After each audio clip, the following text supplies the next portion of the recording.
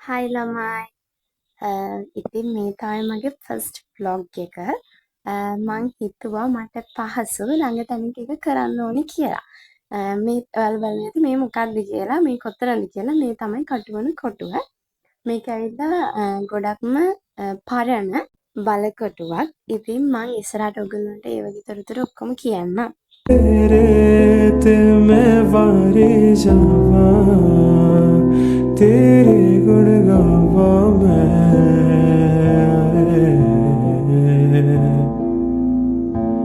ඒ වගේම 1505දී අපේ ලංකාවට පෘතුගීසීන් ආවනේ. ඒගොල්ලෝ එතකොට කාලයක් ඉඳලා ඊට පස්සේ අපේ රටට ලන්දේසීන් ආවා.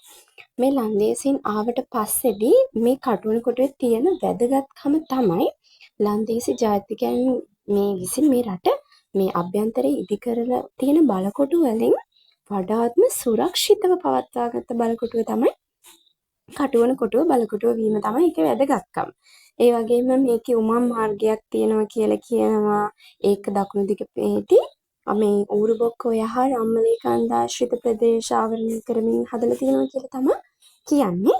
ඒ වගේම මේක සාමාන්‍යයෙන් රජතුමාගේ ආරක්ෂාව සඳහා තමයි මේ ගොඩක්ම ඉදි කරලා තියෙන්නේ. ඒ වගේම මේ බලකොටුව ගත්තට පස්සේදී මේ බලකොටුව දිගින් සහ පළලින් අඩි 150ක් විතර වෙනවා.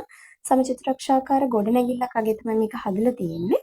සාමාන්‍යයෙන් ඉතින් ගත්තම මේ කොටු පවුරේ මේ පිටත ප්‍රධාන කොටු පවුර පිටතින් අඩි 20ක් පමණ උසින් යුක්ත වෙනවා. ඒ වගේම 1761 පෙබරවාරි සිංහල හමුදාව එල්ල කළ මේ බරපතල ප්‍රහාර හමුවේ ලන්දේසීන්ට මේ කටුවන කොටුව ආරක්ෂා කරගන්නට නොහැකි වුණා. ඉතින් ගොඩාක් ඉතිහාසයක් තියෙන ස්ථානයක් තමයි මේ කටුවන කොටුව කියලා කියන්නේ. හරිම ලස්සන කාම් බලන්න චූටි දේවල් තිබ්බට හරිම කාම් යාළුවොත් එක්ක පොඩි chat එකක් දාලා එහෙම තොරතුරු ටිකක් හොයාගන්න ඉස්සෙල්ලාම මේකට ආසාවක් ඇති කරගන්න පුළුවන් හොඳ තැන.